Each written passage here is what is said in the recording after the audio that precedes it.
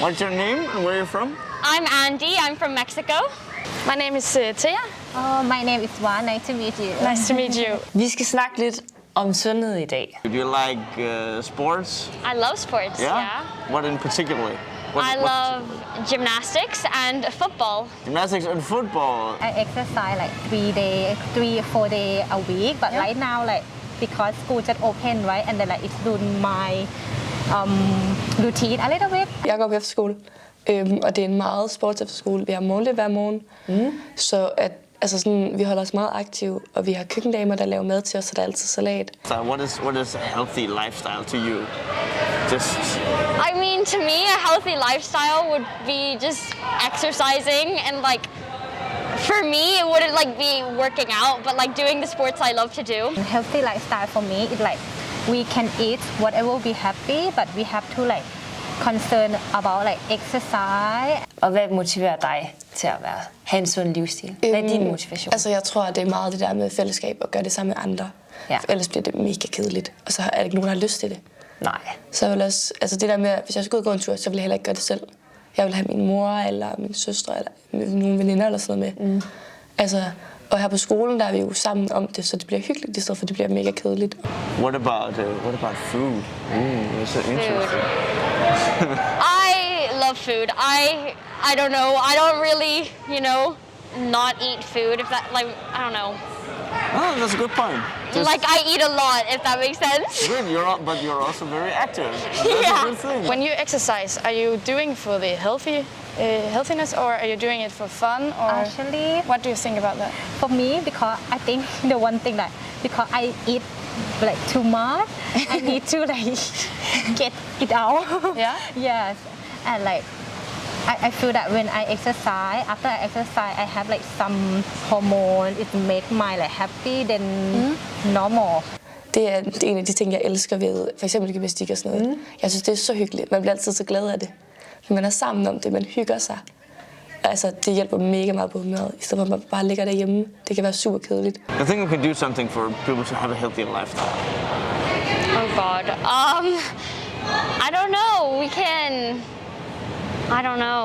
In Thailand, how are the government and how are they promoting a healthy lifestyle? They promote quite okay, but not that much. But like I said, they promote because like, right now in Thailand we have a lot of the people like getting fat. Yeah, because they just eat and then they do nothing. Right now, like they try to promote the people to exercise to like avoid that. Even if you don't like sports, you can try to like walk where you go, like walk to get your morning coffee, or walk to school in my case. Yeah, that's also a good point. Instead of just taking the car, taking the bus, you can do that. It's sometimes maybe easier, but it's a good thing. Like walk to something. Man kan finde ud af, hvad man synes er sjovt.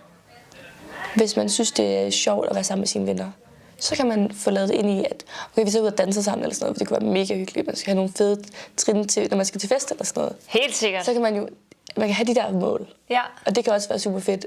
Så det der med, at man finder noget, der interesserer en, og man synes er sjovt, det tror jeg vil sådan hjælpe andre.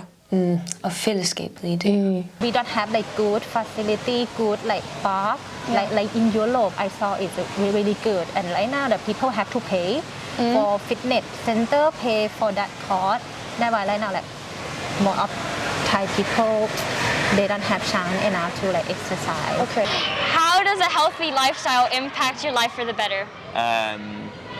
I think it's actually helped me concentrate a bit more, like being active a couple of hours every day to like get all the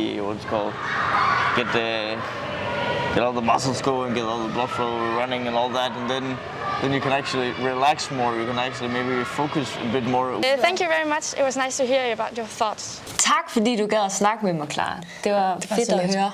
Very nice to meet you. You too. See ya. Happy meet. Howdy, Clara.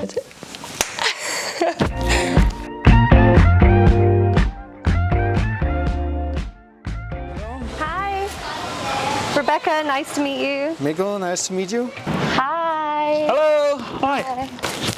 Hej. Hej. Jeg hedder Jeppe. Jeg hedder Malte. We're going to talk about consumption Yes.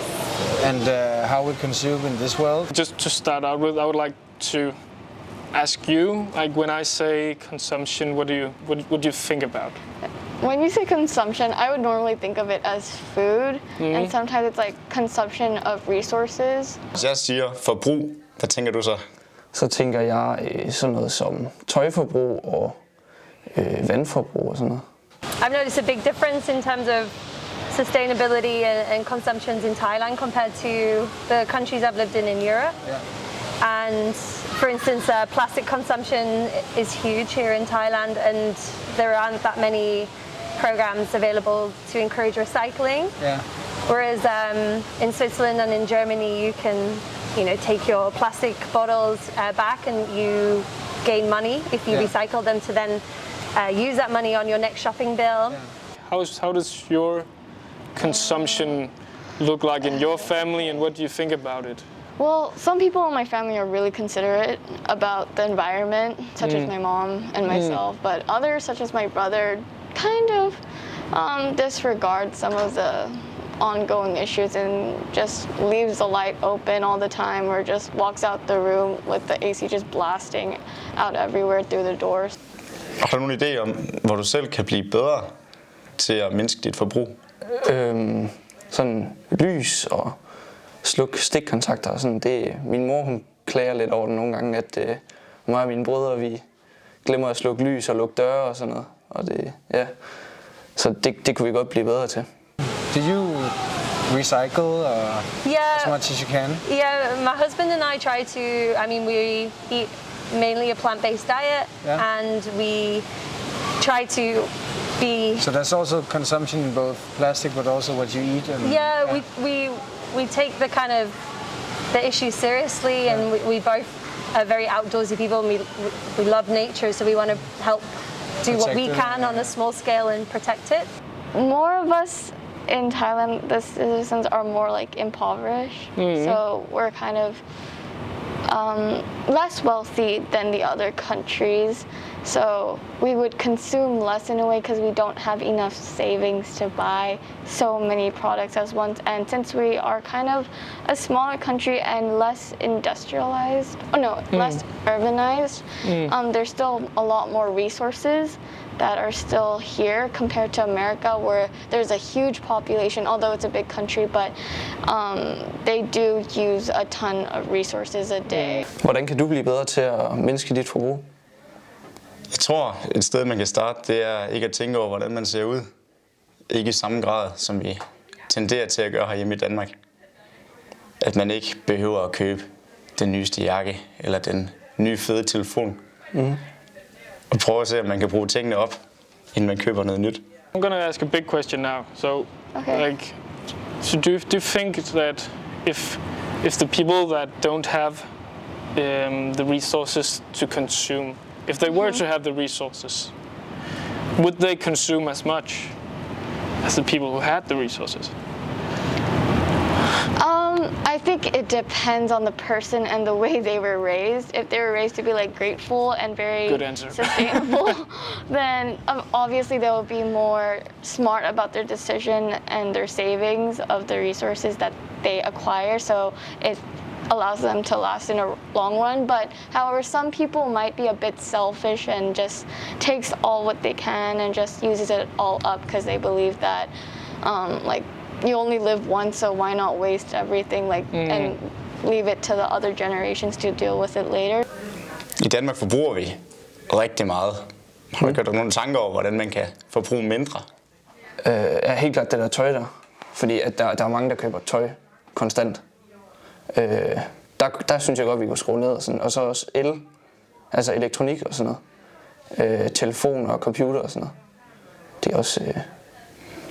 Der bliver købt meget af det i Danmark. For us is different way of traveling the world and seeing how people are using stuff and or reusing stuff or not reusing stuff.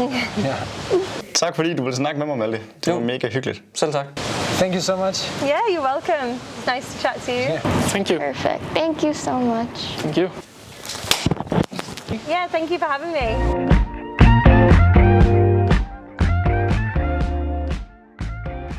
Hi. My name is Frederikke. What's your name? My name's Pran. How old are you? I'm 15 years old. What's your name? Pim. Pim? Pim, yeah. Yeah. And how old are you? I turned 16 just a while ago. Wow, happy birthday. Thank you. Hej, jeg hedder Jeppe. Jeg hedder Oliver. Hej Oliver. Hvad laver du nu? Jeg går på Bellund efterskole, 10. klasse. Kanon. How much has the pandemic affected your everyday life?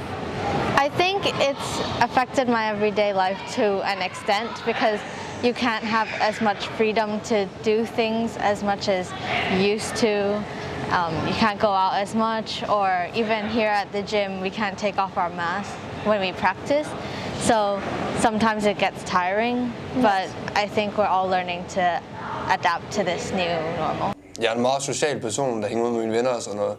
Og det blev lidt ligesom trukket lidt væk fra mig, da vi ikke må komme ud og være sammen i skolen og sådan noget. Der var mange ting, der ligesom man plejede at lave, som ligesom det kunne vi gøre mere.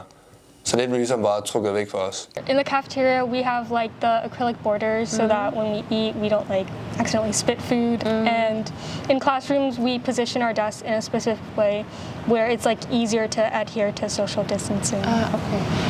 I think it's a learning experience, definitely, because you know, our parents or our grandparents during their school times, it's not like they had a global pandemic. No. So it's something that I think our generation is learning to go through. Min far han var meget ramt, fordi han er flymekaniker, så han er ligesom ude og lave fly, og da flyindustrien ligesom lukkede fuldstændig ned, og flyene de skulle stå og vente på at komme op i flyet, så var der ikke så meget at lave til ham.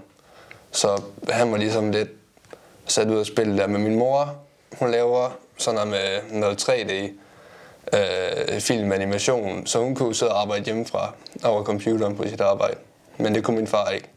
Så man kan godt mærke der, ligesom det sagde de også til os, at vi ligesom, nu skal vi sådan lidt tage det med ro med penge og sådan noget, fordi at vi får ikke så meget, som vi gjorde dengang corona ikke var her. Are you afraid to be infected with the disease? Yes.